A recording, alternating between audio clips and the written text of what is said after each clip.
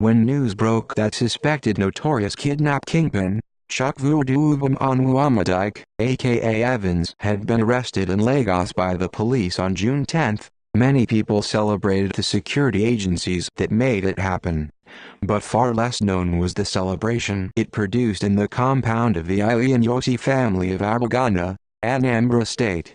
For this family, the news of Evans' arrest was a personal victory. It all began one early morning on November 25, 2013 when the patriarch of the family, Chief James Ileanyosi, was kidnapped on his way back from Mass. His son, Chiklu Ileanyosi, former Super Eagles player who played professional football in France and Turkey, has not been able to get over what happened to his father. He narrated the event that quickly became a game of hide and seek between criminals and the law enforcement agents. He told Saturday Punch in an emotion-laden tone that his father, who was 86 at the time, was on his way back from their local Catholic church when three SUVs double-crossed him and whisked him away. He would never see his father alive again. When they took him away, they did not talk to us until after 5 days. They phoned my twin sister. She was sobbing when she called me that the kidnappers had made contact. When we the children gathered, my sister called the kidnappers again and they simply told us that they would call back. They did not call back until after another 5 days just to build our anxiety. The N15m ransom negotiation. According to Chiklu, with no idea what could be going on with his father, the kidnappers on the morning of the 5th day called to demand a ransom of N15m. The routine of begging and pleading for the reduction of the ransom started at this point, and after many days, they eventually reduced the ransom to N15m. Chiklu said, "When we paid the N15m, my father was already dead and we did not know. What made me upset was that despite how seriously we worked to get him back, my father did not come out of it alive." But upon payment of the ransom, the kidnappers said they were not releasing their victim until the family brought more money. But they never heard from the kidnappers again.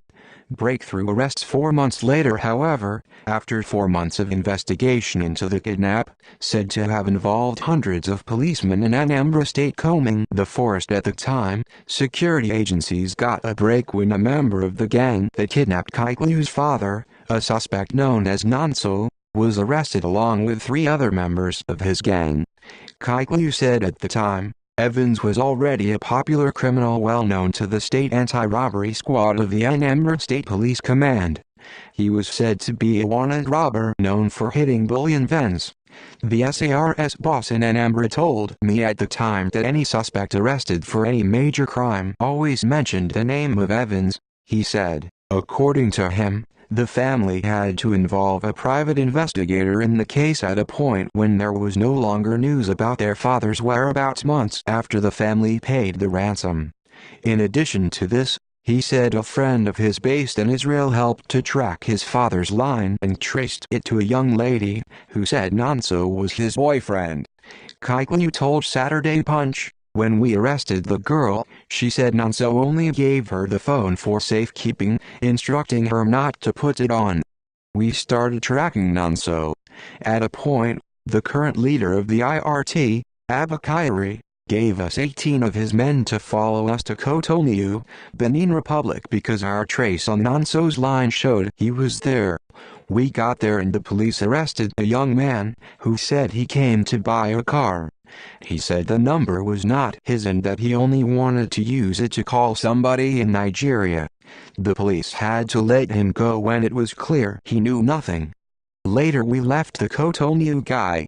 Again, our private tracker traced him to Lokoja, Kogi State. Evans' gang member arrested in Lokoja. However, intelligence later suggested that Nonso was in Lokoja. According to him, he and other members of the gang were said to have relocated there immediately they shared the ransom because many security agencies were after the gang. Chiklu said after identifying the hotel the suspect might be hiding in, some members of the SARS team in Kogi State moved in to make the arrest. He said, I was in Lokoja for 2 months with a private tracker before we arrested Nonso. When we got to the hotel with the police that day, We requested for the list of the people staying at the hotel. The hotel staff mentioned a small boy with his girlfriend in one of the rooms. We knocked on the door and the girlfriend came out.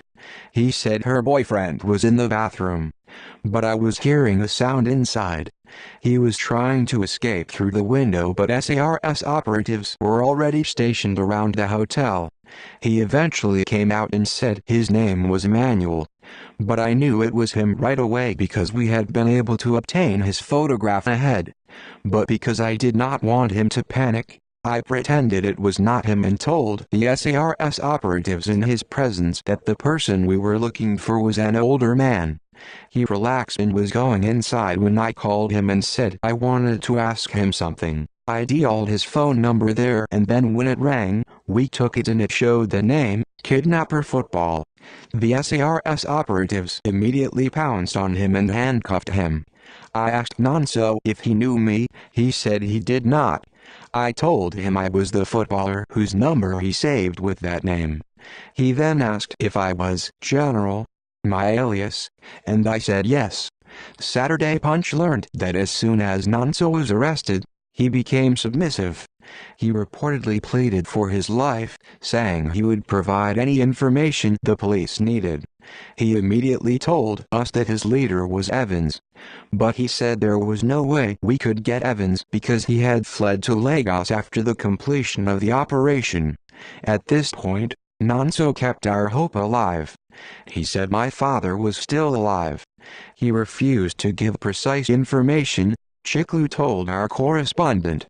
The ex-footballer said he was very hopeful at that point and believed he was indeed going to get his father back alive.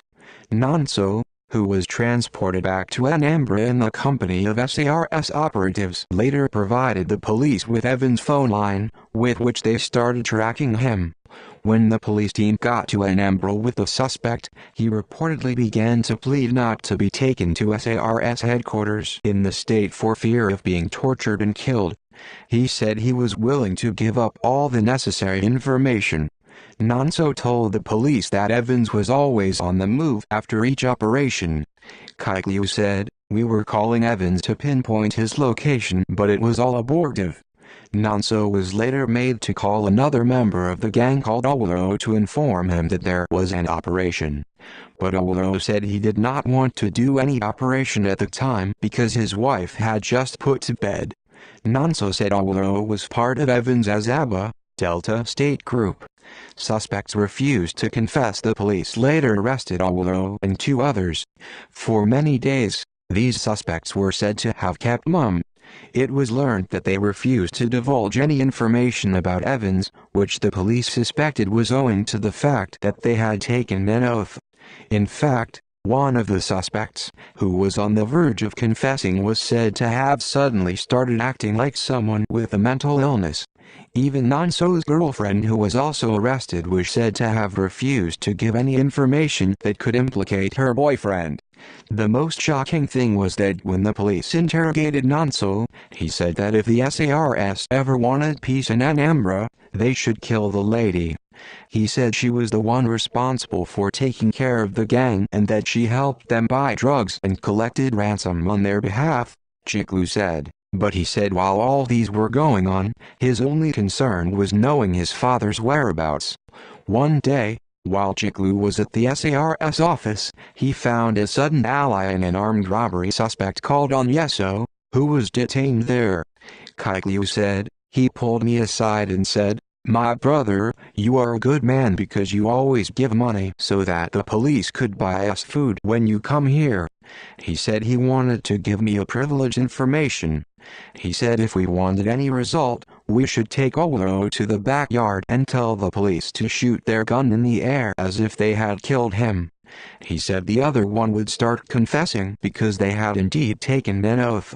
When the police did this, Nonso started confessing when he was told Owolo had been killed.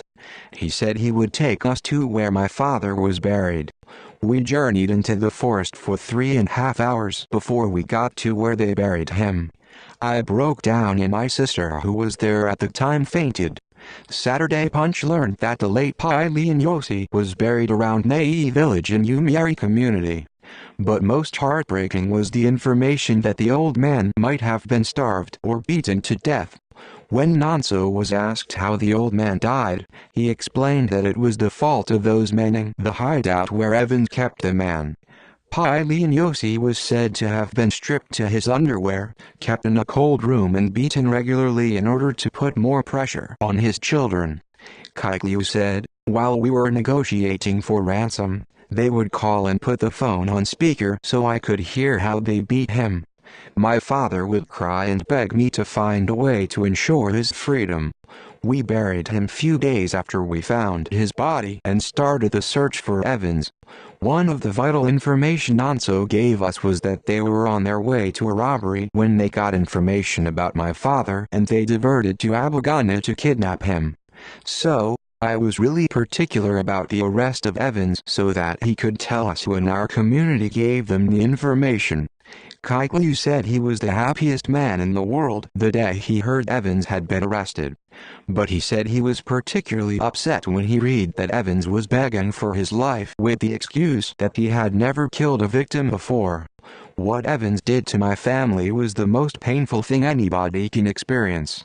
When I read he has been begging for sympathy, I just laughed. The death penalty for people like him is the only solution.